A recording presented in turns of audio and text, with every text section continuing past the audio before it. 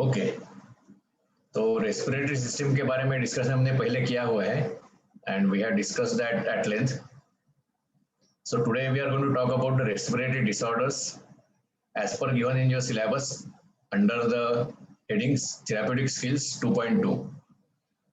तो उसमें काफी सारे डिसीजेस दिए हुए हैं. So we are going to start with respiratory disorders and this is the scope of the presentation today and in the next lecture. So basically, as per the syllabus, they have prescribed the diseases: bronchial asthma, bronchitis, allergic rhinitis, sleep apnea, and sinusitis. Sorry for the spelling mistake here. And the role of yogic diet on respiratory disorders. But I thought that we would also discuss a few of more respiratory disorders which should be known to all of us as yoga teachers and yoga therapists. So I am just going to briefly touch upon these other disorders which are not mentioned in the syllabus, but I feel that they are important that we should know about them. And so we are going to discuss these diseases. And after discussing the diseases, we are going to discuss about the role of yogic diet.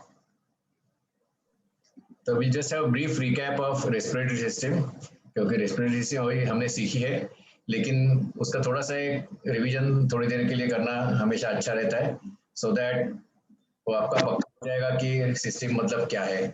Already you are aware of the system, we had discussed that. This is the respiratory system diagram. It starts with nasal cavity, नाक से शुरू हो जाती है और हमारी फेफड़ों तक पहुंच जाती है, जो हवा हम लेते हैं वो.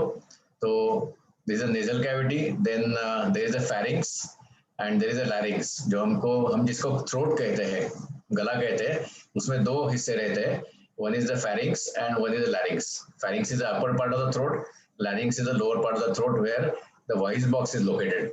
So this is called a larynx, which when we feel here, when we touch in the neck, we feel that larynx is there.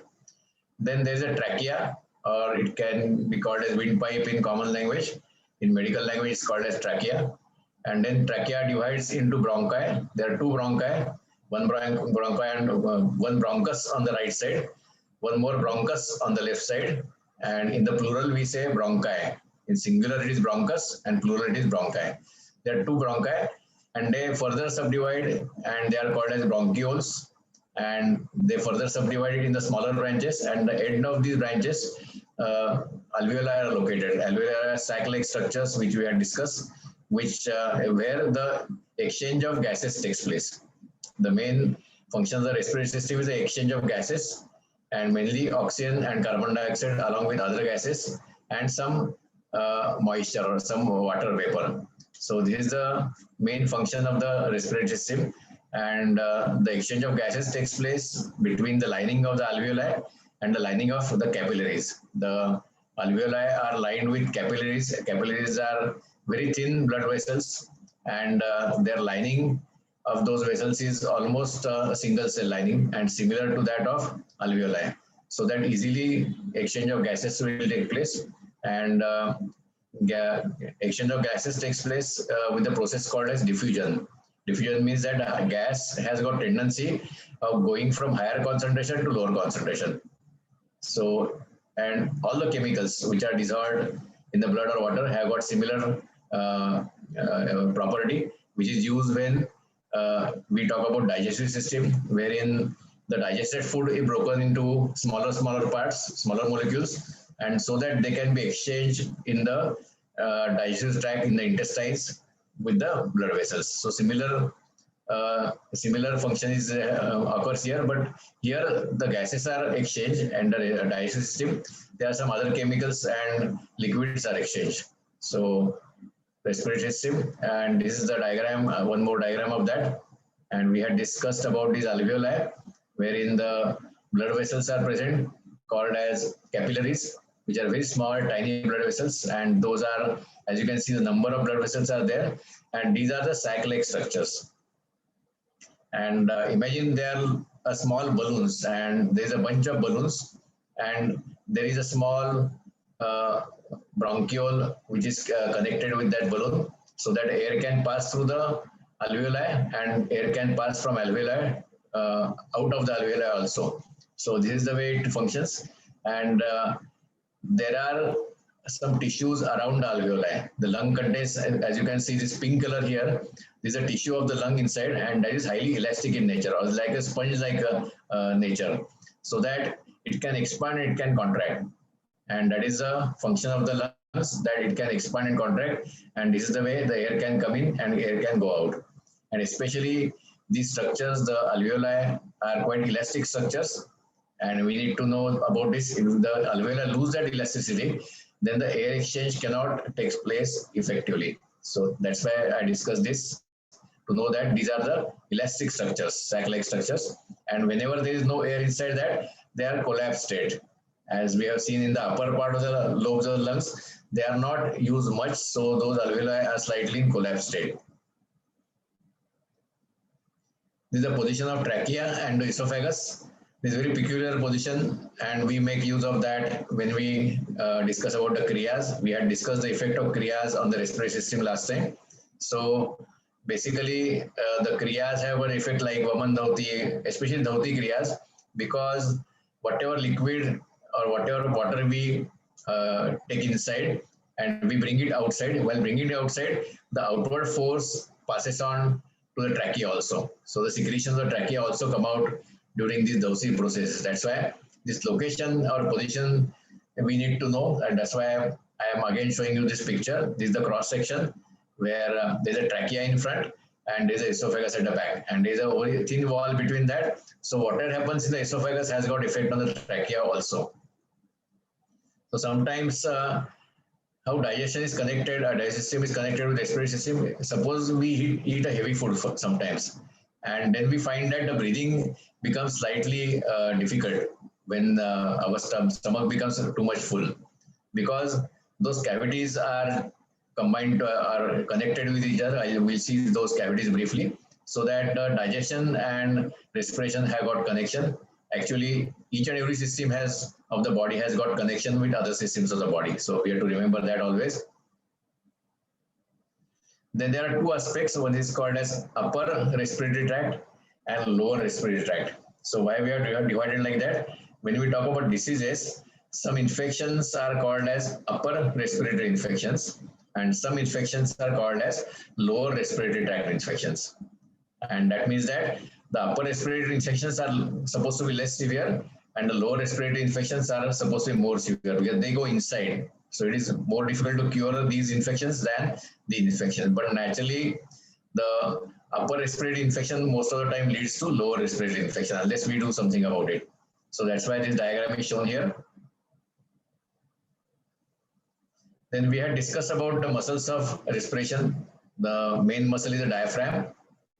We always give importance to intercostal muscles, and no doubt they're important, but a diaphragm is the most important muscle of respiration, and it has got a tremendous or pronounced effect on the respiration, how the diaphragm goes up and down, contracts and relax. So that has got impact on the quality of the respiration. And to the lesser extent with the intercostal muscles, as we have seen, the intercostal muscles have less function to do because they have got limitations. They are located in between two ribs, and ribs are made of cartilage. So cartilage can move, the ribs can move a little bit outward and inward, and that is the effect which is there when we are doing inspiration and expiration. That means they are breathing in and breathing out. And then there are secondary muscles of respiration called as scalene muscles, which are located in the neck and the shoulder girdle. So these are the muscles of secondary muscles of respiration. And normal respiration, we don't use those muscles. But for example, we are running or we are climbing the steps fast, then body requires more oxygen, and then these muscles come into the picture. And we make use of these muscles when we are doing yogic breathing, because normally most of us, I don't think we run every day in our life, especially in this age. Younger people may be running, but we don't run or we don't climb so many stairs. So these muscles are dormant, and we must remember that the property of the muscle is that use it or lose it. Actually, that use it or lose it is the description given for the nervous system or the neurons. But the muscles have got similar functions. If we don't use the particular muscles, then they will, we call it muscle wasting. That means that the size of the muscle will reduce because they are no longer being used. That's why we need to use all the muscles of the body to maintain the health of the body. So this is how the muscular system is connected with the overall health of the body. And especially respiration, since we don't use scalene muscles or secondary muscles of respiration quite often, we need to utilize them and we need to properly tone them by doing the yogic breathing or sectional breathing. And so that's why all these muscles, the sectional breathing is very important. And when we do sectional breathing and all the muscles are working optimally, then only the pranayam can be done in a better way. And that's why these muscles are important. And there is one more group of muscles which are not normally discussed with respiration, but those are also important as far as respiration is concerned. And especially for some of the diseases, those muscles also may come into picture. This is called as pelvic floor muscles. So pelvic floor also is a kind of diaphragm. जैसा पर्दे जैसा है, जैसा ये diaphragm हमारा है जो पर्दे जैसा है डोम शेप, वैसा पेल्विक फ्लोर हमारा नीचे का जो हिस्सा है वहां पर भी एक डायफ्राम जैसा है, but it consists of many muscles. Diaphragm is a single muscle and the pelvic floor consists of many muscles going in different directions. And many times the pelvic floor muscles become flaccid. Now when we say, so we'll discuss that a little bit further when we see the next picture. Next picture. This is again the diaphragm shown here, and diaphragm has got two holes through which the esophagus passes, and large veins and arteries pass through the diaphragm. And this is the how diaphragm looks like. So there is a central tendon here located here, and the muscles are attached, fibers are attached to that tendon. So we have discussed the role of diaphragm and how the diaphragm moves in our lecture on the respiratory system. So we'll move ahead. And we had seen this picture also, the movement of the diaphragm and movement of the intercostal muscles. So basically it is a play of pressure. So whenever the pressure falls down inside the lungs, as we have discussed that lungs are elastic tissues, when the pressure falls down in the lungs, the atmospheric air comes inside the lungs through the nasal cavity and pharynx and larynx and trachea. So through that, the air will come inside because the atmospheric pressure is more as compared to pressure inside the lungs. And vice versa, when we exhale the air out, whenever there is more pressure exerted on the lungs, so that the air is forced out, again the same way, in the reverse way, through the nostrils and out in the atmosphere again. So this is the basic function of respiratory system, that exhalation and inhalation depends upon the change in the pressure inside the lung. So these are the mechanisms of change of pressure of that. And this is the one of the important diagrams as far as respiratory system is concerned. And we need to remember that when we are discussing yoga also, because you can see the respiratory system consists of two different cavities. Basic, of course, the system contains in the thoracic cavity. The respiratory system parts are not located in the abdominal cavity, but the abdominal cavity plays a big role in doing the respiration. So as you can see here, the abdominal cavity is a closed system. Even though there is an anus which opens up outside and urinary tract opens up outside, still the abdominal cavity is the closed system. So abdominal cavity is like a balloon filled with a fluid. So you compare the abdominal cavity with the balloon which is filled with the fluid and which is tied up at the opening. So now when the diaphragm moves and up and down, the other part of the balloon will move at front or back or up and down. Correct? When the diaphragm comes down, the pressure is exerted on the pelvic floor. Correct? The pressure is exerted on the abdominal wall here. And as we can see that the abdominal cavity is different than thoracic cavity, because thoracic cavity is protected by the rib cage. So there is no such rib cage on the abdominal cavity. So it is protected by the different groups of muscles outside. So we need to remember that this pelvic floor also has to support the diaphragm. If the pelvic floor muscles are not in proper condition, they are loose, then it will not support the diaphragm movement also, right? So whenever the diaphragm comes down, the pelvic floor muscles will expand, which are not supposed to expand too much. So, and when the pelvic floor muscles are toned up properly, they will help in diaphragm in going up. So the exhalation becomes proper. And that's why there is a role of Ashwini Mudra and Mula Bandha. And our scriptures mention that Mula Bandha is very important during pranayam. And Mula Bandha helps us in maintaining the proper tone of the diaphragm. And that's why in pranayam they say that when you are doing Kumbhaka especially, Antarkumbhaka, you must start with the Mula Bandha and maintain Mula Bandha all the time. So that pressure has to be maintained on the pelvic floor. Otherwise, there will be extra pressure on the pelvic floor and the muscles are not going to function properly. That's why Mula Bandha is important.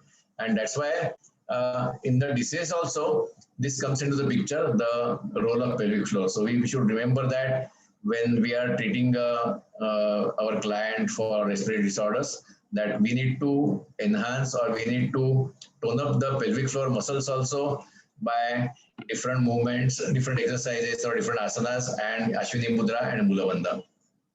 So those also play a role.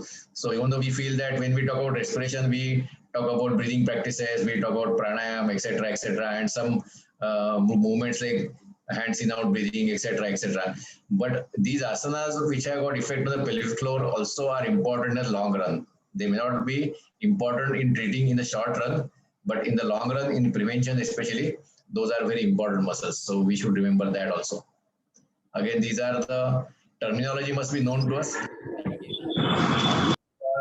The terminology has got a role when we discuss the diseases. That's why we should know this is a trachea, then there are bronchi. So bronchus is one bronchus and two it is plural is called as bronchi as I mentioned earlier, and there are bronchioles. There are bronchioles like branches of trees or branches of roots. So now I think after revising the system in a brief way, we should start with the diseases proper, which is the topic of today and next 2 or 3 lectures. So we'll discuss the condition called as bronchial asthma. So bronchial asthma may not be disease as such, it is a condition or it is a disorder. So bronchial asthma is a term used technically. We call it asthma. हम asthma कहते हैं हमेशा, लेकिन it is called as a bronchial asthma in medical terminology. Why bronchial? Because it denotes that it is a disease of the bronchi. That's why while doing the revision, I stress upon these words terminology. So we know that what are the bronchi and bronchioles. So asthma is a basic disorder of bronchi and bronchioles. Now the word asthma has come from gasping for breath. It's not grasping, sorry for spelling mistake, it should be gasping for breath. And there's a difficulty in breathing when the person has got attack of asthma. And the typical diagnosis of the asthma is that the person has got more difficulty of exhalation. सांस बाहर छोड़ने की तकलीफ होती है, asthma हो जाता है तो अटैक आ जाता है तो सांस अंदर लेने की तकलीफ कम रहती है, लेकिन बाहर छोड़ने की तकलीफ ज्यादा रहती है. और ये जाहिर है कि अगर सांस पूरी तरह से बाहर छूटेगा नहीं तो अंदर आने की सांस भी कम मात्रा में आएगी. So but basically the person has got difficulty of exhalation, difficulty in breathing, and asthma is related to airway obstruction. As we know that there is an airway right from nostril to the alveoli, and there is an obstruction in the airway, and that is a disorder of asthma. And then one more typical symptom or sign of asthma is wheezing during exhalation. There is a typical sound which asthmatic makes, that as he exhales, there is a wheezing sound because he is not able to exhale fully. So he has to make efforts in exhalation. So, and as we know, we have discussed about the functions of respiratory system or physiology. We know that exhalation is the relaxation process. It is a passive process in normal respiration. But here, because of obstruction, the person has to work hard for exhaling the air out. So persons strain literally to exhale out, and that's why this makes a typical sound of wheezing. So it's called as wheezing. So that sound is then especially when the person gets an attack of asthma. And many times asthma is supposed to be allergic origin or is hypersensitivity of the mucous membrane inside the bronchi, as it is a reaction to a thing called as allergen. So I suppose that we are aware about what is allergy and what is allergen. So we'll just briefly revise that. Allergy is nothing but a hypersensitivity of the mucous membrane to the external stimuli. As we know that certain sensitivity is required of the mucous membrane, which is a lining.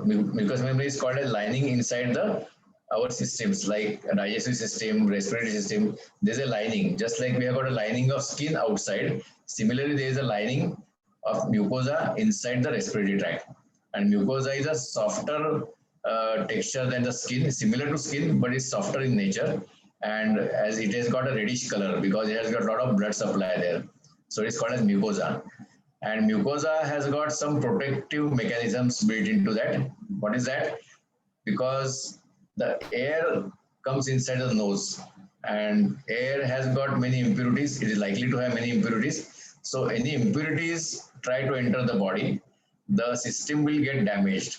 If any particles enter the alveoli, definitely they will get damaged. So that's why we have got different barriers in the respiratory system. The first barrier is consists of the tiny hair inside the nostrils. They filter the air out. Now then this mucous membrane continuously secretes some fluid and that is required so that the inside of the lining of mucous membrane remains moist. That moistness is very important. Otherwise, if it becomes dry, then there is irritation. We experience many times that we are breathing in a very dry atmosphere outside, dry and cold atmosphere outside. The secretions become less and we feel irritation inside when we are inhaling and exhaling. And that's why this role of, there are tiny glands located in the mucous membrane which release this fluid called as mucus. So mucus is released inside the digestive tract also. So the this inside lining secretes mucus all the time. Now the role of mucus is, one is to maintain moisture inside and the second role is to trap the particles. Mucus is a thick secretion, it is not water like secretion, it is thicker secretion than water. So it physically traps the particles which are coming out and then it throws it out. As we know that when we go in the polluted atmosphere, we start sneezing. There is a normal reaction of the body that whatever particles are coming inside excess, they are thrown out of the body because of sneezing or coughing. If the particles still pass this nasal cavity and go up to the throat, then coughing reflex will be initiated so that we cough out that extra impurities. So the body takes care that nothing would pass below the throat, which is harmful for the respiratory system. It may be harmful gases, it may be particles, or it may be some microorganisms like bacteria or viruses. So this is a normal, we can say that sensitivity of the mucous membrane, which is required for protection from the outside disturbances so that our system should run properly. It should run smoothly. Now in allergy, what happens that it becomes oversensitive. Now, as we know that suppose there is one small particle, I am breathing in and there is one small particle which is there in the air and I inhale that particle. So what is the normal reaction? Immediately either the hairs will stop that particle from going inside or the mucous membrane, the mucus secreted will trap that particle. But here what happens that it becomes oversensitive. So even with one particle, it will think, the body thinks that there are a lot of particles, there are a lot of foreign objects coming inside and it will react in a sense, it will start secreting a lot of mucus. And for secreting the mucus, more blood is required there because for glands to function in a more enhanced manner, it requires more blood supply. That's why there is a swelling of the mucous membrane. So this is a mechanism of allergy. Whatever. So we are going to talk about the nasal allergy later on. So this is the called as allergy. So with allergic origin, there is a congestion of the system. There is a swelling of the lining, mucous lining, and then because the body has become hypersensitive. So as we know sometimes that our military is there and Vijayji knows the police force is there. So sometimes the military by mistake considers our own people as the enemy and they start firing bullets on them. So it is a similar reaction that it is overreaction. Or sometimes the military feels that there are 100 soldiers coming and there is actually 1 or 2 soldiers also. So they start that kind of ammunition to tackle those 100 soldiers and there is really only 1 or 2 soldiers. So we can just compare that situation. It never happens in Indian military, of course, but we compare just for sake of comparison, we are talking about that. So this allergy is such kind of thing. And then allergy is very much connected with the stress also, the stress mechanism also, and the autonomous nervous system also. So these are all interconnections of this system. So bronchial asthma, the stress also plays a role because the attack of asthma may be precipitated by stress, any kind of stress.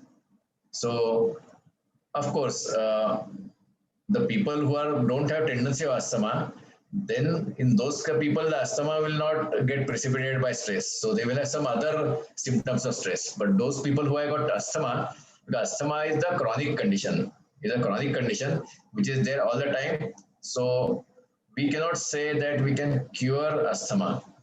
That's why we said it's not a disease, it's a condition. So we can manage asthma. We can manage the person with asthma in different ways so that we prevent the attack of asthma. Because the nature of asthma is that the person gets attack of asthma, and when he has got attack of asthma, all the difficulties of breathing take place and he is restless and all those things. Otherwise, when the attack passes away, he's just like normal person. He's just like normal person.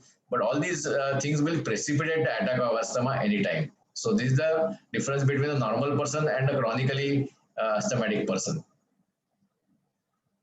And this is a picture of the bronchi or bronchiole, the normal bronchiole and the person who is having asthma.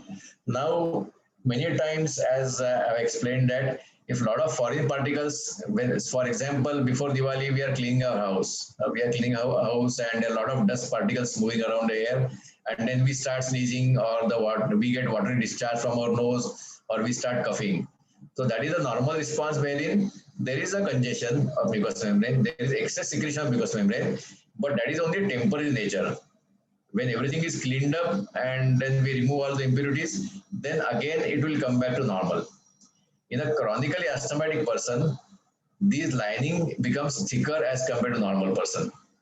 The lining becomes thicker as compared to normal person. So these are the changes which have taken place in the chronically asthmatic person. So when he keeps on getting attacked one after the other of asthma, then the body reacts in a particular way that the lining becomes thicker. Sir, एक minute. Please all open your videos. सब लोग video open करके रखेंगे please, क्योंकि speaker को पता ही नहीं चलता है क्या चल रहा है, आपके समझ में नहीं आ रहा है. प्लीज ऐसा मत करो, ओपन करो सब लोग. Okay. They required because afternoon time is the napping time actually. So such topics lead to napping sometimes, and you can really go into yoga nidra sometimes while listening to lecture in the afternoon time. So anyway, jokes apart. So as you can see, the section of the bronchi or bronchiole, where there is normal space here. As you can see, the normal space which is required for the air or the gas to pass in and out properly. Here, this space is reduced. As you can see, the space is reduced because there is a congestion, the thickening of the mucous lining. Then there are a lot of secretions happening here, and number of mucous glands are enhanced. And here, this is the way the asthmatic person's bronchi looks like, who has got asthma for quite many years. The person who develops asthma for first time or second time, then these changes will not be permanent. It will be temporary changes. But in the asthmatic, chronically asthmatic person, these are the changes. And whenever attack precipitates, moreover, this lumen becomes still smaller as compared with the normal lumen of the bronchi or bronchiole. So this is the mechanism of asthma. As we can see here, the normal airway, as you can see, this is the mucous lining. This pink color mucous lining is seen here. The outer lining of the bronchi, and this is the inner lining of the bronchi. And you can see this much space here, which is a normal person. And here you can see the alveoli. Now here, in the asthmatic airway is like this. Even in normal condition, when the person does not have attack of asthma, the airway has like this. In the chronic asthmatic person, already it is affected, the lumen is reduced. So, but he can manage because body has got capacity to manage with little bit difficulties. Just like that, the heart can manage, even though there is less blood flow, heart can manage. There are some minor blocks in the vessels. The heart can manage by opening up new blood vessels. So the body has got mechanism to fight any kind of physical disturbance or physical stress up to some extent. So even though this is reduced, so long as the person does not have attack of asthma, he can function smoothly. Maybe he may not be able to run a marathon, he may not be able to run 100 meters, or he may not be able to play the sports to that kind of intensity because already his lumen is reduced. But for normal day-to-day activities, there is no problem in asthmatic person so long as he does not have attack of asthma. Otherwise, there are restrictions on asthmatic person in playing such kind of sports or hectic activities like that, wherein the oxygen requirement of the body will increase temporarily a lot, and the person cannot cope up with that because already his lumen is reduced. So we have to remember that when we are giving yoga sadhana to asthmatic person, especially if the person has got severe asthma, there are some restrictions in the dynamic practices which we give sometimes as a part of yoga therapy. So we must remember that. And this is the asthmatic airway during the attack. When the person has got attack of asthma, this is the airway of that person. So there's hardly any space left here, and even that space is filled up with the secretion from these glands. So there is the obstruction which is present here. So it prevents the air, the oxygen from going to alveoli and the carbon dioxide coming out of the alveoli. This is the function.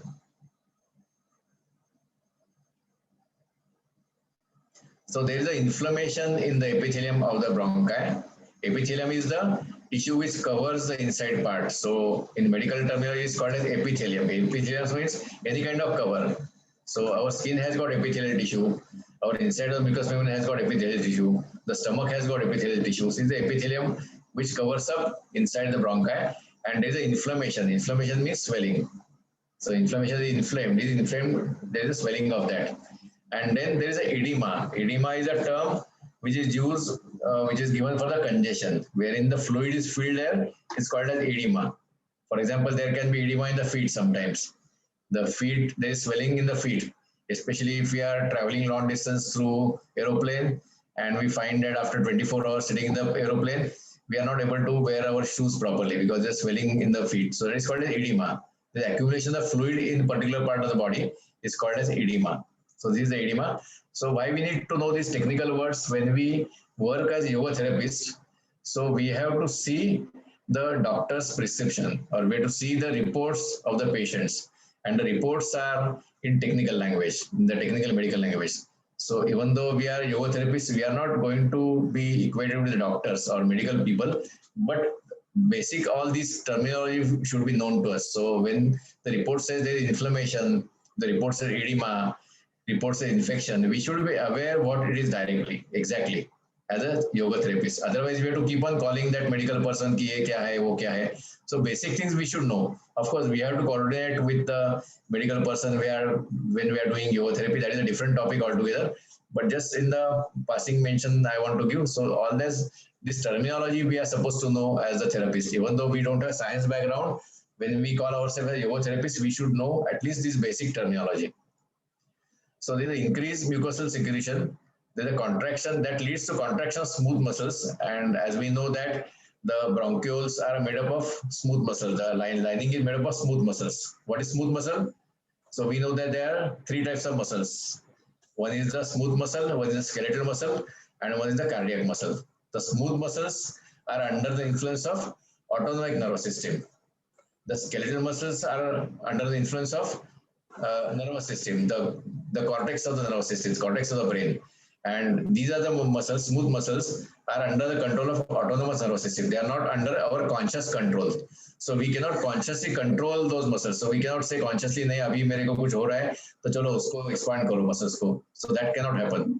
Of course, the higher yogis do develop the control over autonomous nervous system, but not ordinary people or ordinary yoga practitioners like us. So it has been reported that some yogis are able to do that. But that apart, so there is a contraction of smooth muscles which leads to the narrowing of bronchi. Again, spelling mistake, I'm sorry for that. The bronchial passage.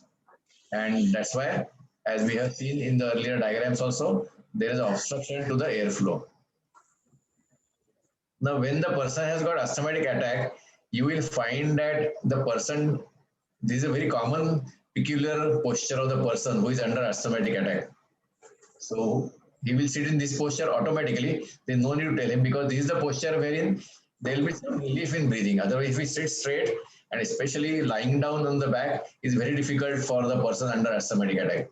So we must be aware of that because it's quite likely that an asthmatic person in the yoga class may get asthmatic attack. He is not supposed to because we relax the person when he comes to yoga class. So it is very rare for the person to get asthmatic attack when he's relaxed. So under stress it can be released, but again there might be some pollution or something, or there might be air conditioner running and the person is not able to tolerate, then he might get the attack. So we should know that this is a position wherein he finds breathing easier until the attack passes. Usually in mild asthmatic people, this attack will pass after some time and again he will become normal. In severely asthmatic people, he will have to use some kind of medication to take care of that. So as a therapist, if you are having a camp for asthma or special class for asthma, or we have asthmatic people in our class, we must always inform them to keep their medications with them. There are some kind of inhalers which are commonly prescribed for asthmatics. So they just push that pump, push, and then the attacks comes under control. So we must advise them to keep them with them always whenever they are in the yoga class also. So whenever he gets the attack of asthma, then we should be able to detect that and we should be able to tell that, okay, stop your yoga sadhana for some time, take this posture or use that medication, become all right, and then you can start slowly. But that day, of course, you should not give him some severe kind of yoga, just mild kind of yoga. So all these things we must remember when we are considering therapy. Of course, this may not be part of the exams which we are going to give later on, but this should be known to us. So the best position to reduce the shortness of breath. So usually the bronchial asthma is triggered by allergens. So we have discussed about allergy briefly, but what is the something called an allergen? Allergen is the substance which leads to the attack of allergy in that particular person. For example, some person will be allergic to some particular thing. For example, some person may be allergic to some kind of metal which is used in the jewelry, right? So that person, when he puts on that jewelry, he will get some kind of irritation, some redness, or some kind of allergic manifestation. So allergic manifestation is not always in the respiratory system; it can be on the skin also. So we are talking about a respiratory allergy here. So it can be triggered by allergen. For example, if the person perceives that there is dust in the atmosphere, it may be there, it may not be there. So even psychological thinking of that allergen also leads to attack of asthma. Like I know that in our institute, in Jagantari Mitra Mandal, where I learned my yoga and I teach yoga. So in the physical classes, now of course we are doing online classes, we used to clean those mattresses there. So whenever we are cleaning that mattresses, a lot of dust used to come out. And then some people used to start sneezing after that. But just thinking, some people are so severe, they were so severe, just thinking that अभी उसको मुझे उठाना है mattress को और वो गंदा है, so even that thought process will start sneezing in those people. That will trigger that kind of allergy. So allergy is something, so it is connected with body and mind also, both body and mind. So these are the allergens. For some people, some things are allergen, and for some people, the other things may be allergens. For some people, some kind of food may be allergen, or for some people, some kind of substance when you touch that might be allergen. So it is said in our medical college, we were taught that when we are discussing allergy, what is allergen? Everything under the sun, including the sun, is an allergen. So everything in this universe can lead to allergy in some people, not all people, some people. Even the extreme emotions, even the stress may lead to asthmatic attack. So we have to keep the asthmatic person relaxed in order to prevent the attack. So the emotions also play a role. So, and then some people have got family history. So it's very difficult to say the exact cause of bronchial asthma. So we cannot point out the cause of bronchial asthma. For example, we know what is the cause of COVID. We know we can point out the cause of COVID. So that is a virus. But here we cannot point out the cause. So family history also plays a role. And usually the bronchial asthma is associated with the nasal inflammation also. Even though it is the disorder of the bronchi, it will be once the bronchi get the attack, once the bronchi swell up, they have inflammation. That inflammation will be there in the nasal cavity also. So they will get that nasal allergy also along with the bronchial asthma. Or sometimes the common cold also will lead to attack of asthma. So these are interconnected things. So these are triggers of asthma, and there are some research that some people say that now there are some vaccines available for the allergens. So vaccine is not only for the bacteria or virus. So these are available for allergens also. So they do some kind of allergy testing and they decide, or they try to find out which is substance for which the person is allergic to that. And then they give some kind of vaccine to remove that oversensitivity of that particular thing. So that works in some cases, that does not work in some cases. So this is the modern medicine does that. So it is very complicated thing. The allergy thing is very complicated thing. So that's why it has got connection with the stress also and emotional factors also. And of course, we'll find that the bronchial asthma runs in the families also, just like some other diseases like hypertension or diabetes. It is a genetic factor, so it may be present in asthma also.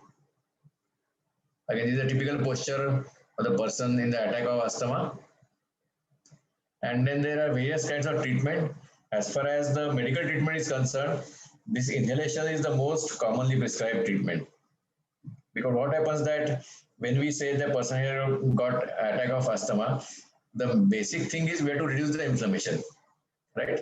If the inflammation of the lining of bronchi is reduced, again the airway will come back to normal and the person can start breathing. So that is the aim of treating the attack of asthma. So when the person has got asthma, sometimes some anti-inflammatory medicines are prescribed. Sometimes the steroids also are prescribed for the chronic asthma person.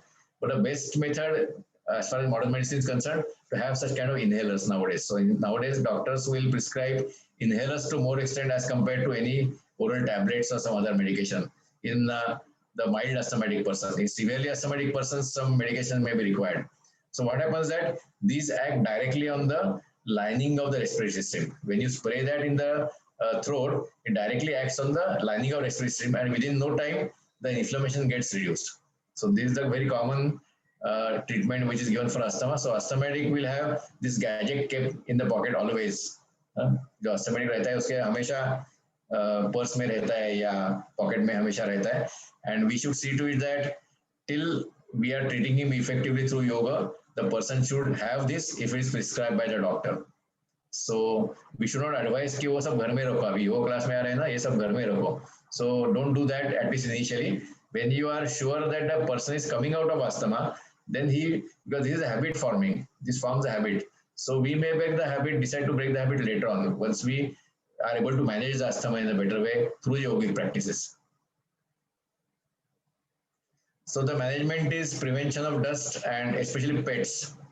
If the pets are in the house, even that are allergens to some people. So we must see to it that the pets are not there and maintain the proper room temperature. Too cold or too hot temperature also may lead to attack of asthma, especially too cold. Most of the asthmatics are not able to tolerate the cold temperature. Cold and dry weather will lead to attack of asthma.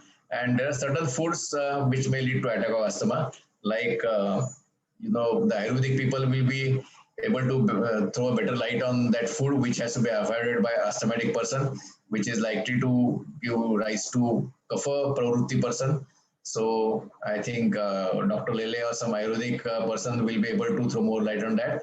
I am not an expert in that, but certain food should be avoided by the person who is having asthma. For example, heavy food should not be taken by asthmatic because that may trigger the attack of asthma. So all these, he should eat simple diet, which is easy to digest. Drugs have to be given as per the requirement. And the sympathetic stimulation will lead to dilatation of bronchi. So sometimes in asthmatic, we give some kind of dynamic practices which leads to sympathetic arousal, and through that there is a dilatation of bronchi. So on one side, we say that the attack is precipitated by stress, and stress is a sympathetic stimulation. But here we stimulate the sympathetic system to some extent so that the bronchi will dilate. So that's why it is a very complicated thing when we talk about asthma. And then psychotherapy may be required in some asthmatics. And then there are complementary therapies will work in a better way, most probably in the asthmatics. Complementary in the sense that the modern medical people call these complementary, but all these traditional therapies like Ayurveda or other therapies will work also, naturopathy. And yoga, of course, is one of the best methods of dealing with asthma. So, of course, yoga is not going to cure the chronic asthmatic. We should remember that, but that will prevent the attack of asthma. Or if at all the attack of asthma is there, that will be a milder nature. And over a long period of yoga therapy, one may be able to control the attacks of asthma to quite a good extent. So yoga is one of the important therapies for asthma. And when we talk about yogic management in a general sense, because we cannot talk in a particular sense, because yoga has got overall effect. As we know, we have studied yoga, that any yoga sadhana has got effect on all the koshas of our system. Of course, some yoga sadhana has got more effect on the Annamaya kosha. Some yoga sadhana may be having more effect on the Pranamaya kosha. Some sadhana may be having more effect on the Manomaya kosha, so long and so forth. But each and every yoga sadhana has got effect on all the five koshas. And that's why through balancing the koshas, we can treat all those people of all those disorders. So this is the basic principle of yoga therapy. So yoga therapy is quite simple. Simple in the sense that we have to utilize each and every aspect of yoga sadhana, whether it is Sukshma Vyayam, whether it is Pawan Muktasan part 1, whatever we call, or asana, or kriyas, mudras, pranayama, everything, and relaxation, shavasana, yoga nidra, dhyan, everything has to be incorporated in treating any kind of disorder. Any kind of disorder. Only the it will be mix and match. So some people will try to give more dynamic practices. For some disorders, will give more asanas, or for some people we will avoid certain asanas, or for some people we will avoid certain pranayamas. So all that has to be permuted combination as per the requirement of the disorder. But each and every aspect of yoga sadhana has to be considered when we say that we treat a particular disorder, because it is a very common belief that people feel that there is certain prescription. So people ask us for prescription. मुझे एक 4-5 आसन बताओ जिससे मेरा asthma ठीक हो जाएगा, या 4-5 आसन बताओ उससे मेरा ब्लड प्रेशर कम हो जाएगा. So that is very common. So but it's not so. As a yoga practitioner and a knowledgeable person in yoga, we all know that. So that's why we should utilize all the types of yoga sadhana effectively, so that there is a better management of any kind of disorder. So in asthma, we should try to desensitize the mucous membrane. Desensitize the mucous membrane. So kriyas are very effective in that. The Jalaneti, Sutraneti, of course, they are more effective for prevention of nasal allergies, but they are effective for asthma also, because we have seen that there is a connection between the inflammation of the bronchi and inflammation of the nasal cavity also. So that's why these kriyas are very effective, Jalaneti, Sutraneti, and of course, Dhauti kriyas are very effective as far as asthma is concerned, like Bhavanan Dhauti or Vastra Dhauti especially is very effective, because as we stimulate the respiratory system of outward movement through the water or the vastra, then that movement gets transmitted, in the digestive system we create that esophagus, that gets transmitted to the food pipe also, the trachea also, and that's how the secretions come out. So we'll find that when we are doing Vamanavati, many times the mucus from the respiratory tract comes out, and when we feel better, after any kind of dhauti, we feel that our breathing has become very easy, That is a common practice of those who are doing dhauti practices, Vaman dhauti, Vastra dhauti. The breathing becomes easier because all the secretions are stimulated to come out, which are, which are there inside the respiratory system. The slow dynamic movements are important, because some of the Sukshma Vyayams, which are promoted by some schools, they have got some jerky movements like this. So we should avoid jerky movements in asthmatic, but smooth movements are definitely good for the asthmatic management. So because they tone up all the muscles of the body, and then they calm the person's mind also when you are doing slow dynamic movements. Then some asanas and mudras are required for physical balance and stability of functions of all the systems. Of course, we will not give all kind of asanas to a person having asthma. We are talking about the management when the person is not in the attack of asthma. We are not talking about a person who is having attack of asthma and giving kriya and all those things. We are talking about a person who is not in the attack of asthma. So over a long-term basis, the frequency of the attacks will reduce, or the severity of attacks will reduce over a period of time. And that's why we have to give them when he is not in the attack of asthma. Especially the asanas which will expand rib cage. For example, Ushtrasana or Matsyasana. All these asanas will have effect because they expand rib cage. So they will have effect on the enhancement of the respiratory system, and that's why it has got effect on the asthma also. and basically it leads to stability of body and mind when we say Sthira Sukham Asanam. That sthirata is not physical sthirata, but it is basically a sthirata at the level of chitta as given by Patanjali, because Patanjali talks about the chitta level sadhana, not physical sadhana. When the chitta is balanced, the body also will become balanced. That's why we have to have effect on the chitta. So asana done by Patanjali's method will lead to stability of chitta, and that stability of all the systems of the body. Then the breathing practices are very important for asthmatic, for treating the asthmatic, to improve the breathing capacity, so that all those breathing practices like hands in out breathing, hand stretch breathing, sectional breathing, yogic breathing are very important. And of course, Kapalabhati also is very important for asthmatic person to prevent these attacks and enhance the capacity of the respiratory system. And pranayama lead to the balance of the pranic channels inside our body and inside the pranamaya kosha, and that's how the pranayama are effective in treating asthma also, and they lead to calmness in the mind also. So pranayama should be part and parcel of asthma. The Bhastrika pranayam may be great help for an asthmatic over a period of time.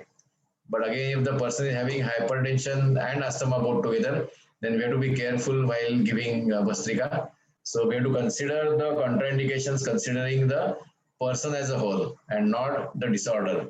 So we should not label somebody as only asthmatic. Asthma may be his main disorder, but he may be having some other disorders like diabetes or hypertension or some digestive problem. So we must consider all these factors before deciding a yoga therapy for that particular person or that particular client. And relaxation dhyana also is important for yoga management. So that mental calmness will lead to the reduction of the attacks of asthma, as we have seen that the emotional upsurges play a role in precipitating the attack of asthma.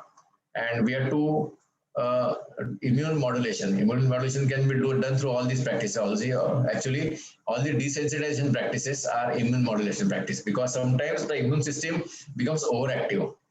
It becomes overactive, and sometimes it is less. So we have to bring it to normal, so that balance is attained through different kind of yoga sadhana. And diet also plays a role in asthma management. So we'll discuss yogic diet after we finish the discussion of all those disorders of respiratory systems, because those are similar in nature, whatever diet we observe. And then there'll be feedback from Ayurvedic people also on the diet, because I am not aware about the, and Ayurveda has given a lot of importance for diet, and that helps a lot. If you follow the Ayurvedic diet, a particular diet for asthmatic management, that will help a lot for the asthmatic also. And then there is one important technique developed by S. Vyasa. It is called a chair breathing. And according to their research, they claim or they have shown that if the person has got attack of asthma, instead of using that inhalation, if we teach him, we already taught him chair breathing. So we cannot teach chair breathing during the attack of asthma. So we have to teach that person in the class how the chair breathing should be done. And whenever, usually the asthmatic person will have a feeling that I am going to get asthma attack in next few moments. So whenever he has got that feeling, start doing chair breathing. So that is their research. And they say that in most of the people, there is no need to use the inhaler during the attack of asthma. You just do the chair breathing, and that will help the person coming out of the attack in a better way. So this is the chair breathing, and they have developed in a certain way. Chair is used for this breathing practice, that is called as chair breathing. And usually they do use this folding chair, which is not easily available nowadays, of course, but it is available still at some places. So this folding chair use, wherein you can hold the hands like that. As you can see in this picture, you can hold the hands and legs are straight, and the seat of the chair is touching your chest for support. And now it involves some movements of the neck muscles especially. So I will not be able to explain the logic behind this sequence because it's not given in their books, but it has been successfully used as S. Vyasa for treating asthma. So neck muscle relaxation with chair support and the movements, 5 times movements, back and front movements. This is step 2 of chair breathing. Here the first start is with IRT. or instant relaxation technique with this particular posture, not lying down posture. So tighten all the muscles of the body and relax. This is called as IRT. Then the movement of the neck muscles, front and back. The third step is the neck movement in Vajrasana with a chanting, akar chanting, 5 times. Then there is a Shashankasana, go back and bend forward, and then 5 rounds the movement and 5 rounds with breathing and M chanting, Mo chanting. And then there is a Tadasana, simple Tadasana standing, not Tadasana with hand stretched upwards, just standing posture for 1 minute. This is step 5. Step 6 is neck movements is standing position, along with breathing, 5 rounds, and then Makara chanting. And then Ardha Chakrasana, going back and bending forward with 5 rounds, 3 times, more chanting again. And then quick relaxation technique. So that is about 3 minutes quick relaxation, lie down on your back. So this is the sequence of chair breathing, which is developed by S. Vyasa. And it is worth learning the sequence. Many of you might be aware of the sequence, or many of you must have learned the sequence. But if not, it is useful for a yoga teacher to learn this. Try to practice yourself and include this in the asthma person's management whenever he is not having the attacks. Once you train him that way, then he can utilize this in effective way for coming out of the asthma attack. So this is called a chair breathing. So why I'm putting it here, because I have learned that long back at S. Vyasa during the therapy courses over there. And I find that that is quite effective. I don't have asthma, but I feel that it is good for asthmatic, and that's what they claim also. So asthma, after asthma, we discuss the nasal allergy, cold and cough. So our cough can be of allergic origin, cough can be of infective origin also. But here, as per syllabus, we are supposed to discuss about nasal allergy and cold.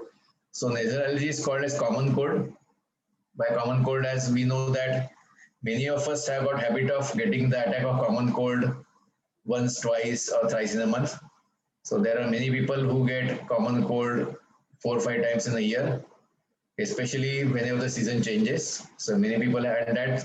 We don't take any cognizance of that. ठीक है, सर्दी हो गई, चली जाएगी. So we just do that. But that is got allergic origin, because everybody does not get it by change of season or frequently. There are people who get allergic rhinitis once in a month, every month. So it is called allergic rhinitis. Rhinitis, this is a terminology we must remember. Rhinitis is dealing with nose. That's why it's called a rhinitis. That means that the inflammation of the nasal lining, nasal mucosal lining, is called as rhinitis. Itis, this itis, these words, they denote that inflammation. Like rhinitis is inflammation. So any inflammation is denoted by this itis. So we should know this terminology. Whenever it is mentioned in the doctor's report, something word followed by itis, we must know that is an inflammation or swelling, some kind of swelling. So rhinitis, bursitis, for example, bursa of the muscle gets inflammation, is called as bursitis, and so many terminologies like that. So it is of allergic origin, and we have seen what is allergy. So allergy could be because of different things, and a person may be allergic to something, and even thinking of, as I quoted the example, even thinking of that substance will lead to the attack of cold. So nasal allergy or allergic rhinitis is the hypersensitivity of the nasal mucosa. We have talked about the asthma as the hypersensitivity of the bronchi and bronchioles, and here the nasal allergy is hypersensitivity of the nasal mucosa. So these are characterized by the congestion of the mucosa. As we have seen the congestion, we have discussed the congestion during when we discuss asthma.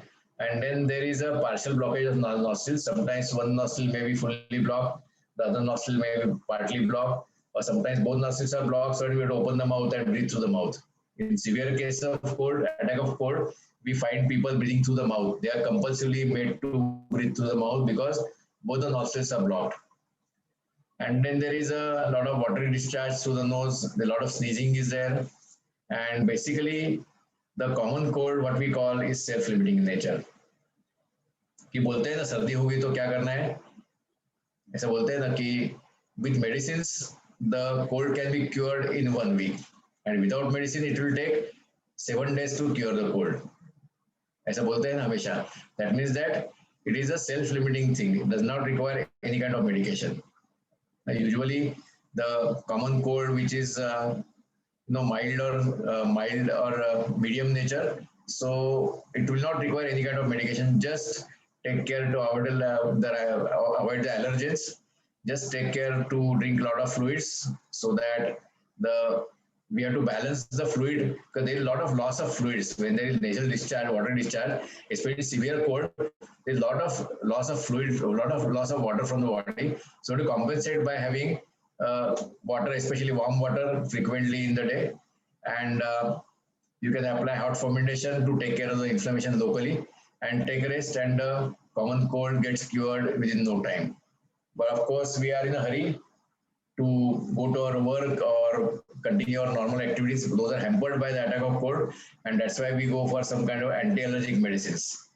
And anti-allergic medications will reduce the allergy, they'll reduce the attack of cold, but over a period of time, you will have to increase the dose of anti-allergic. So they will stop acting effectively if you are frequently taking anti-allergic medicines. So that is not the solution for this, but we can do something to prevent that effectively, and especially yoga sadhana is one of the important methods or very effective methods of preventing this attack of allergic rhinitis.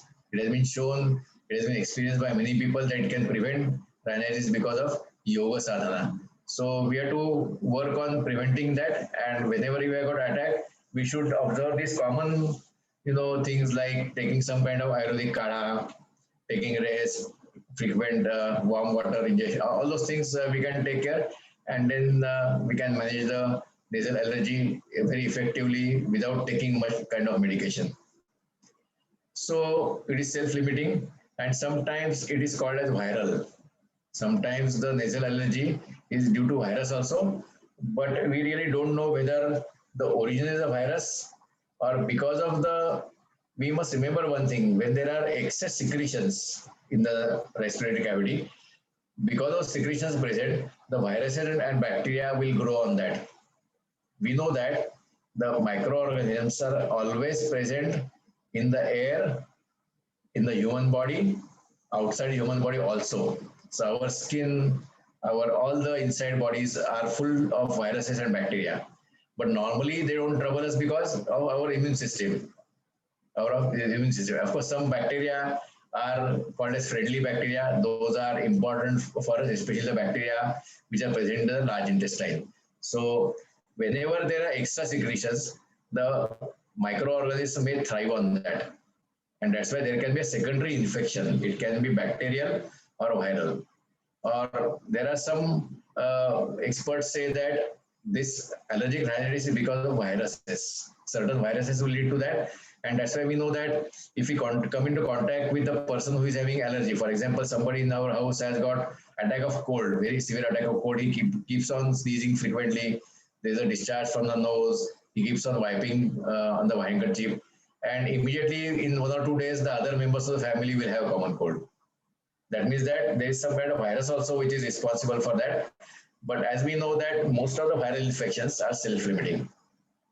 For most of the common viruses, there is no medicine to kill those viruses. So most of the viruses are self-limiting, because after some time the immune system of the body takes over and the attack goes away. So this is the common, even though viral attack, viral allergy or viral cold is there, it is self-limiting in nature. Unless sometimes the bacterial infection takes place, which is typically characterized by yellowness of the mucus or green mucus which is coming out. Then you should suspect some kind of bacterial infiltration, and then you may require antibiotics to be taken. There's an advance, if the cold persists for some time, then you may get that. Otherwise, most of the times it gets cured automatically. So the viral or bacteria may get superimposed on these inflammation, especially when there is inflammation that will get superimposed there. Especially this happens, any kind of allergic attack can be precipitated in the emotional extremities also. If especially if there is some kind of emergency, some kind of emotion, extreme emotion like loss of a close relative, there is a great trauma on the mind, and whenever there is a stress or when there is a severe stress, severe trauma, that will lead to depression of the immune system of the body. जब ये ज्यादा stress हो जाती है या कोई भी ऐसा हादसा हो जाता है तो उसका असर होता है कि इम्यूनिटी हमारी कम हो जाती है, प्रतिरक्षा प्रणाली के ऊपर असर हो जाता है और प्रतिरक्षा प्रणाली का प्रभाव कम हो जाता है, because the immunity and mind, the emotions, autonomous system is connected with each other, and that's why this attack may be precipitated by extreme emotional problems also. Many times we come across that कि अभी exam आ रही है और exam का tension है, पढ़ाई नहीं हुई ऐसा लगता है, और फिर then the person will get attack of cold and then that will excuse कि मुझे आज प्रैक्टिकल और वाइवा की एग्जाम देनी है, फिर मुझे कोल्ड हो गई है तो मेरे एग्जाम पोस्टपोन करो. So that is maybe because severe stress. Of course, yoga students should not have that, because yoga students are not supposed to have that kind of stress. So we should not have that kind of thing, but that is quite common seen in some people. Then we'll go to next step called as sinusitis. Now sinusitis is the inflammation, again itis, you can see itis, there is a word sinus and attached to that is the itis. Itis, that is the inflammation of the lining of the sinuses. So it is the inflammation or swelling of the tissues which are lining the sinuses. So what is the role of the sinuses? We should know that, because I think we missed discussing about sinuses when we discussed respiratory system, or we did not discuss in great details. So these are the sinuses. Of course, we know that there are paranasal sinuses. It's called as paranasal sinuses because they are located around the nasal cavity. So as you can see there is a septum of located in between two nostrils, nasal septum. Then there is a maxillary sinus. Maxillary sinus is it is located on the upper jaw. As you can see the cheekbones, inside the cheekbones there are big cavities. Those are called as maxillary sinus. Why maxillary? The upper jaw is called as maxilla and lower jaw is called as mandible, and that's why it's called as maxillary sinusitis. And there is a frontal sinus, as you can see here in the forehead, because this is called as a frontal bone, and the hollow structure inside that frontal bone is called as frontal sinus. And then there are smaller sinuses. These two are the bigger sinuses. Smaller are the sphenoid sinuses and ethmoid sinuses. Just on the side of that nose, you will see these two sinuses. But main cavities are frontal and maxillary sinuses. And as we know that the sinuses are connected with the nasal cavity through very tiny openings. There are very tiny tube-like openings through which they are connected with the nasal cavity. Here you can see these openings. So the role of sinuses is very important for our system, and we should know that they are not just hollow spaces inside the bones, because one aspect of sinuses, the spaces, is that reduction in the weight of that bone. The bone, these bones need not be very heavy. They are not like bone of the femur, for example. It needs to bear the weight of the body. So this is not the case here. That's why the hollowness reduces the weight of the bone. That is one aspect. Then that sinuses secrete some mucus. There is always a constant secretion of mucus which keeps the inner lining of the nose moist. The nasal cavity kept moist because of the secretion of mucus inside the sinuses. Then it protects, because of that secretion, the body is protected by dust or microorganisms, because as we have seen earlier, that mucus will trap physically the microorganisms or bacteria or viruses. They will trap physically the impurities or particles, so that it prevents the further disturbance, they further going in the lower respiratory tract. So this is like a watchman. This role of watchman, your nose is like a watchman, nasal cavity. So it prevents all the damage. If the watchman is sleeping, then everybody can go inside, but that will never happen in the body. It will never happen in the body. This watchman is always alert, and sometimes over alert, so that leads to disorders like allergies. So, and one more aspect of sinus is that it gives a peculiar resonance to the voice. So it's common experience that we have got attack of cold or sinusitis, the voice changes. If the person calls you on the mobile, immediately you say, "क्या तेरे को सर्दी हुई है क्या?" So immediately we can recognize from the voice that he has got सर्दी, because that voice will change because the sinuses are filled up with the fluid. So there will not be that kind of resonance to the voice. So voice changes because of that. So that gives a peculiar resonance to the voice by the presence of sinus, because that air passes through the sinuses. When we exhale and inhale, the air passes through the sinuses, and that is the role. And one more role of sinuses which has been shown in the recent research is the nitric oxide. The nitric oxide is produced inside the sinuses, and that prevents, and that has got a lot of actions on the a lot of chemical and physical actions on the cell aspect, the different aspects of cell, and that's how it prevents the further infection, or it manages the viruses and bacteria at that place. So that nitric oxide is regularly released in the sinuses, and through that, because the air passes through the sinuses, the nitric oxide will have effect on that air, and that will reduce the load of the viruses and reduce the load of the microorganisms. And especially in the COVID times, this has been shown to be very effective, the means of increasing the nitric oxide inside the sinuses. So the new research which is going on, which has come to light in past 1 or 2 years, there is a role of nitric oxide. So there is a gas called nitrous oxide, and what gas we are talking about is a nitric oxide.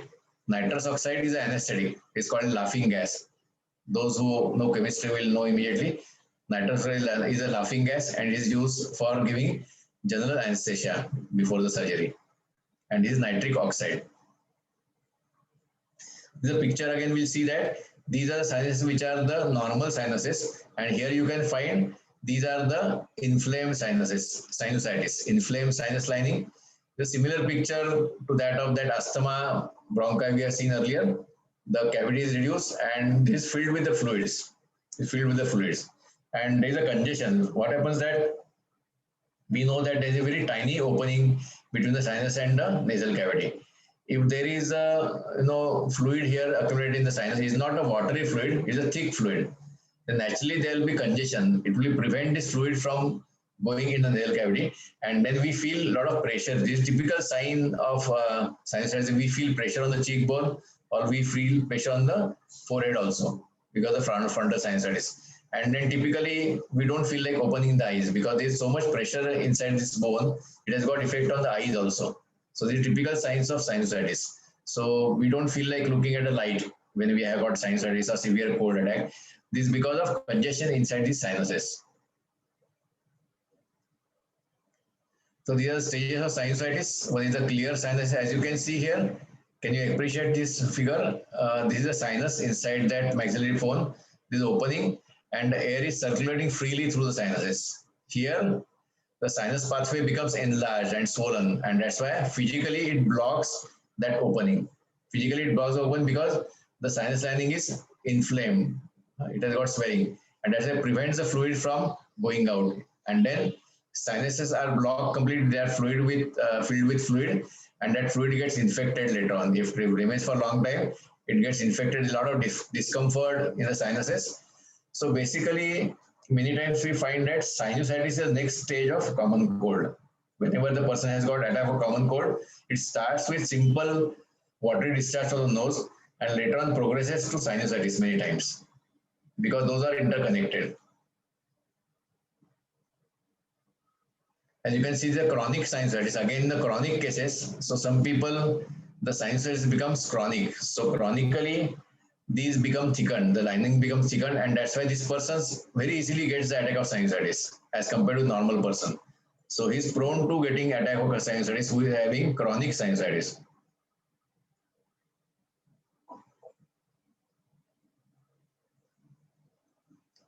The common causes of sinusitis are usually common cold, as I just mentioned. Allergic rhinitis is one of the causes. Again, the allergens, it is an allergic origin also. And then sometimes there are small growths in the lining of the nose called as nasal polyps. So there are small tiny growths which are benign in nature. These are not cancer. So, but they are growths, and those growths will block that opening of the sinus. So sometimes that nasal polyp also may be cause of common cold. They may be cause of sinusitis. And sometimes there is a deviated septum, as we have seen the septum between the nostril, two nostrils, it is deviated on one side in some people. The normally also the septum is never exactly in the center. It's not like a geometry where it's exactly in the center. It may be on one side more and the other side less. But in some people, there is a disorder of deviated septum. That means the septum is more towards one side.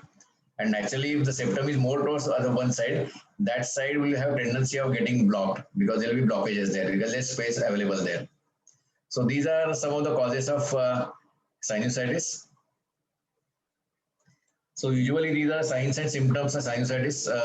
Usually if you feel pain in the face or pressure, as I mentioned, those bones, then the nose will become choked up typically. Of course, there will be running nose in some cases. Some cases there will be completely blocked nose. Sometimes there is no secretion coming out of the nose, but nose is totally blocked because that mucus has become dry inside the nose and that is blocking the nose inside. Then loss of smell. Of course, loss of smell is a typical symptom of COVID also, as we know. But because of all these secretions, what is the smell? We have discussed the process of smell because there is an olfactory nerve present inside the nose, which is responsible for the processing of the smell. All those molecules of gas will be detected by that nerve and signal will be passed on to the brain that this is the smell, a particular smell, good smell, bad smell, whatever smell. But here all the mucous membrane is congested, there is a fluid, so that nerve is not able to detect those small molecules of the gas, so that you cannot detect the smell. So there is loss of smell because of this congestion in the lining. Then it may lead to cough also if the infection or this inflammation progresses further. It may lead to cough also, and it may lead to fever also in case there is an infection of bacteria or virus. It will lead to fever. It may lead to bad breath also because of the infection inside the sinuses. And then there will be typically yellowish secretion from the nose and throat. In such cases, you may be required to take antibiotics. Otherwise, it will be very difficult to take care of that or manage that. Otherwise, most of the mild to moderate sinusitis, you can take care by using different home remedies. No need to go for antibiotics because there is a tendency of people nowadays that they go to the doctor and demand antibiotics, and there are some doctors also who will prescribe antibiotics for a person who has got cold. So they label it as upper respiratory infection and they prescribe antibiotics which are usually indicated for upper respiratory infections. But for common mild or moderate cold and sinusitis, medication may not be required. All simple remedies will help to come out of that. But in case you have got congestion going on for a long time, in case there is a smell, bad breath, in case there is a yellowish secretion, then you need to take medication. You should not then, otherwise, what is the problem here? That as we have seen, this is the gate of the respiratory system, the nasal cavity. And if there is a lot of infection there, it is likely or it goes to the lower part of the respiratory system. It may go to the lungs also. It will create infection there also. And once it goes there, it's very difficult to treat that.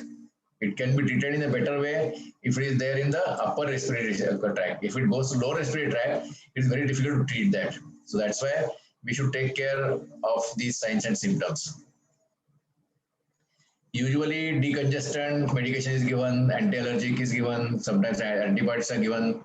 So decongestants are, the immediate relief medication. There are some nasal drops available over the counter in the medical store. You put a few drops in the nasal nose, immediately the congestion becomes less. But that is a short duration. After some time, the effect will be gone.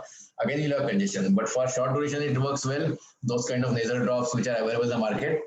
But and then again, avoiding the allergens in case of allergic sinusitis or allergic cold. And then simple saline drops will help. Nowadays, latest is the saline drops have come in the market, and doctors will advise you to put saline drops, the saline water which we use for our kriyas, the same water they advise, and they are labeled as medicines and available at certain cost in the market. And you take that and you put the drops inside the nose. So, but yoga is very effective, especially in prevention of these kind of nasal allergies or sinusitis.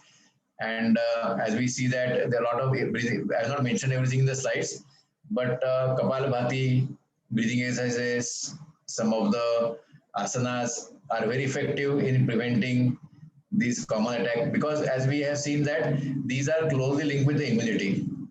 And with proper yoga sadhana, then immunity increases or immunity enhances, and that will lead to reduction in the attacks of common cold and sinusitis. It has been the experience of many people कि पहले बहुत बार बार cold आती थी, सर्दी होती थी और जुकाम होता था.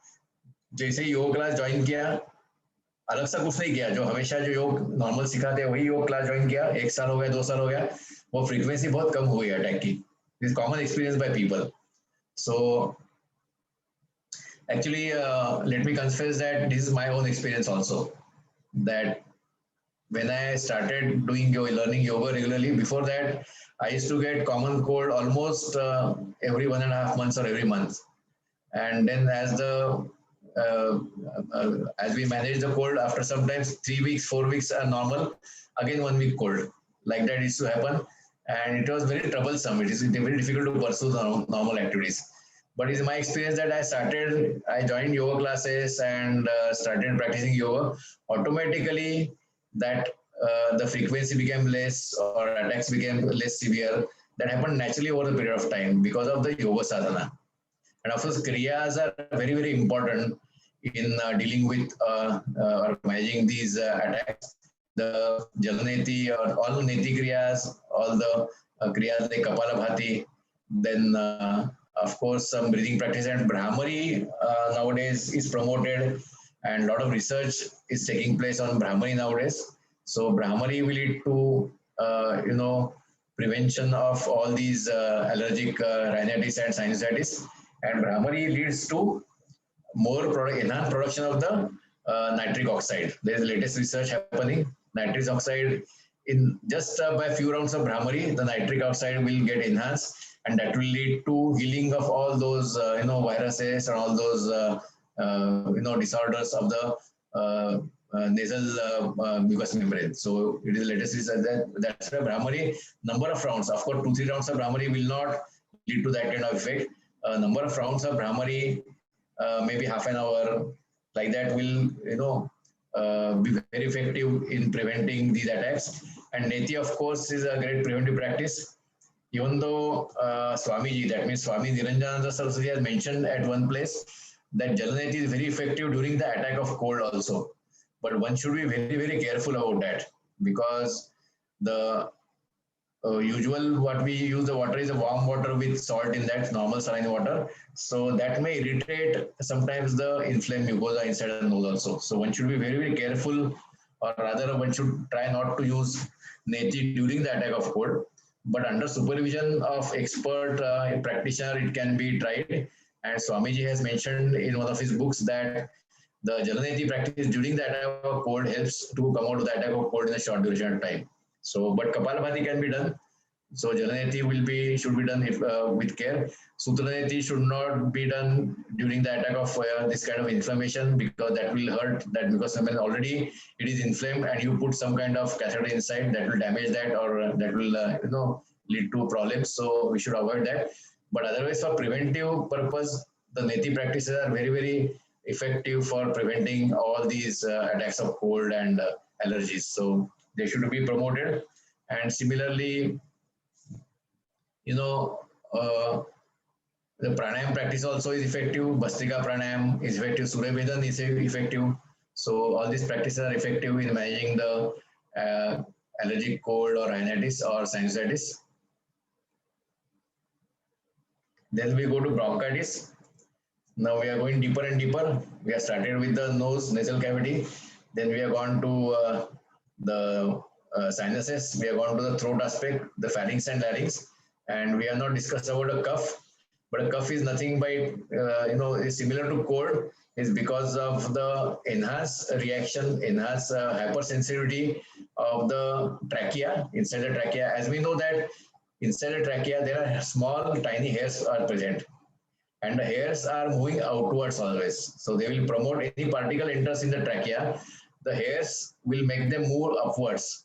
And if a lot of particles enter inside the trachea, irrespective of all those, Watchmangiri in the nasal cavity, then the cilia will start throwing that particles out, and that will be thrown out in the form of cough. So there is a normal cough reflex of our body, wherein if we have any kind of impurities in the trachea, that will be thrown out with the cough. A cough is a particular function of the body, wherein there is a contraction of the abdominal muscles. The contraction of abdominal muscles, and there is a immediate contraction of muscles, so that immediately it will be thrown out. The particle will be thrown out of the. So there will be pronounced exhalation in the cough reflex. And again, the allergic cough is because of hypersensitivity of that area, the trachea. So it is hypersensitive. So even though the particle does not enter, the person imagines that some particles are entering, he starts coughing. So there is an allergy of allergic cough. And cough also can be sign of the lower respiratory tract infection, because as we see that sometimes in the asthma also the person starts coughing because he is not able to remove those secretions from the respiratory system. So that coughing reflex is pronounced. So the bronchitis, typically bronchitis, there is a cough because the body tries to throw out the secretions. So we'll stop after this slide. Already it's 4:30, Vijayji.